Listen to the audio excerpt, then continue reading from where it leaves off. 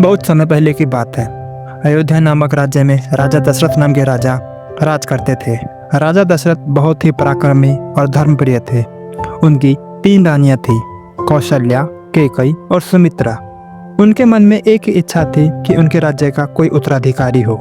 कई वर्षों तक पूजा पाठ और यज्ञ करने के बाद उन्हें 4 पुत्र प्राप्त हुए, जिसमें से कौशल्या ने भगवान श्री राम को, कैकेयी ने भरत को और सुमित्रा ने लक्ष्मण व शत्रुघ्न को जन्म दिया।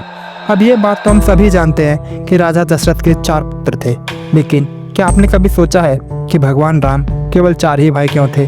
दरअसल ये विष्णु भगवान द्वारा हम सब के लिए एक महत्वपूर्ण संदेश था। राजा दशरथ की 3 रानियां थी और उन सभी को समान रूप से सम्मान देना था, इसलिए 4 पुत्रों को 3 रानी के बीच विभाजित किया गया। इसके अलावा ये भी माना जाता है कि 4 भाइयों का अस्तित्व धर्म के 4 स्तंभों का प्रतीक है। जैसे भगवान राम को धर्म और सत्य का प्रतीक माना गया, भरत को भक्ति और सेवा का प्रतीक माना गया, लक्ष्मण को त्याग और बलिदान का प्रतीक माना जाता है, वहीं शत्रुघ्न को न्याय और साहस का प्रतीक माना जाता है। यह 4 भाई मिलकर पूर्णता का निर्माण करते हैं। यह संख्या और विभाजन मानव जीवन और समाज के संतुलन को दर्शाती है, जिसे धर्म, अर्थ, काम और मोक्ष भी कहा जाता है। दोस्तों, क्या आप जानते हैं कि इन 4 भाइयों की कहानी हमें सिर्फ भाईचारे की ही नहीं, बल्कि टीम वर्क और एकता को भी सिखाती है? क्योंकि जब भगवान राम वनवास गए तब लक्ष्मण ने त्याग का उदाहरण दिया, वहीं भरत ने भक्ति और सेवा का उदाहरण दिया, शत्रुघ्न ने परिवार की जिम्मेदारी संभाली। चारों भाई मिलकर दिखाते हैं कि जब परिवार के सदस्य साथ होते हैं तब कोई भी मुश्किल आसान हो जाती है। यह एक ऐसा सबक है जो हर परिवार को मजबूत बनाता है।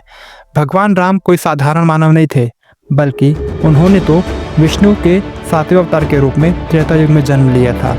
उनका जन्म राक्षस राज रावण के अत्याचार को समाप्त करने तथा धर्म की स्थापना के लिए हुआ था। रावण को वरदान प्राप्त था, देवता और असुर उसे कोई नहीं हरा सकता था, लेकिन उसने ये कभी नहीं सोचा था कि एक साधारण इंसान भी उसे पराजित कर सकता है। इसलिए भगवान विष्णु ने मानव रूप में अवतार लिया।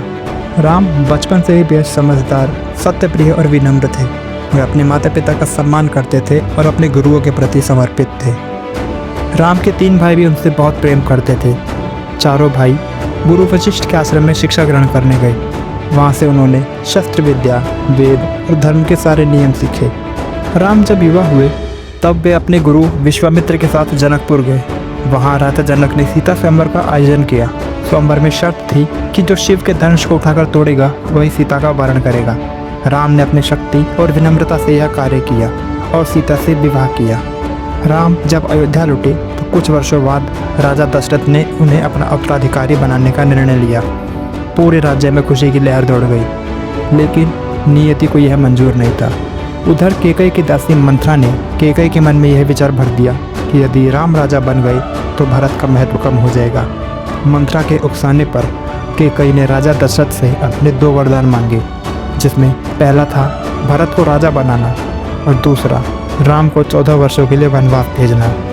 राजा दशरथ अपने वचन के कारण इस बात को मानने के लिए मजबूर हो गए। राम ने अपने पिता की आज्ञा का पालन किया और खुशी खुशी वनवास जाने के लिए तैयार हो गए। माता सीता और भाई लक्ष्मण भी ने भी उनके साथ जाने का निर्णय लिया। मर्यादा पुरुषोत्तम की उपाधि अर्थात संसार को असली मर्यादा का मतलब भगवान श्री राम ने ही सिखाया था। उन्होंने अपने जीवन में हर परिस्थिति में मर्यादा को बनाए रखा। अपने पिता की इच्छा के आगे उन्होंने राजगद्दी को छोड़कर वनवास को स्वीकार किया। पिताजी के वचन के आगे सारे अयोध्यावासी जो उन्हें रोकना चाहते थे, उनकी भावनाओं को ना मानते हुए उन्होंने अपनी नियति को माना, अपने पिताजी के दिए हुए वचन को माना और वनवास को चुना। वन में भगवान राम, माता सीता और लक्ष्मण ने बहुत ही साधारण जीवन बिताया। वे कुटिया बनाकर रहते, फल फूल खाकर जीवन यापन करते। वनवास के दौरान उन्होंने कई ऋषि मुनियों से मुलाकात की और उनकी रक्षा भी की। वन में भगवान श्री राम ने शबरी के जूठे बेर खाकर हमें इंसानियत का सबक सिखाया था। 14 वर्षों का वनवास पूरा करने के बाद जब राम, सीता और लक्ष्मण अयोध्या लौटे तो भरत, जिन्होंने राम के स्थान पर कभी स्वयं राजा बनने का प्रयास नहीं किया, ने उन्हें पूरे सम्मान के साथ अयोध्या राज्य लौटाया। राम का राज्याभिषेक हुआ और उन्होंने धर्म और न्याय पर आधारित राम राज्य की स्थापना की।